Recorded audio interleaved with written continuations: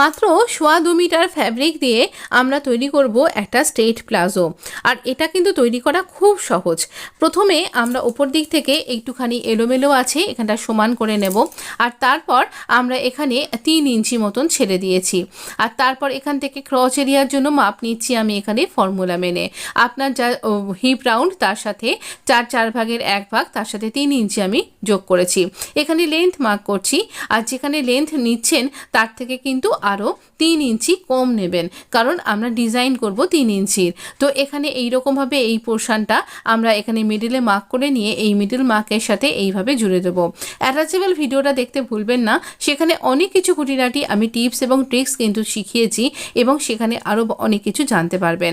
আমরা এইভাবে প্লাজোটা একই সাথে দুটো পার্টকে কাট করে নেব। এবার দুটো পার্টকে একই সাথে কাট করে নিলেও আমরা এখানে ফ্রন্ট এবং ব্যাক এইভাবে মার্ক করে নেব। মার্ক করে নেবার পরে যে কোনো একটা দিকের 1 ইঞ্চি এইরকম বাড়িয়ে রেখে অন্য পাশের 1 ইঞ্চি কেটে বাদ দিয়ে দেব। আর যেটা বাদ দিলাম সেটা আমাদের ফ্রন্ট পার্ট তৈরি হয়ে যাবে। ভিডিওটা দেখতে কিন্তু ভুলবেন না।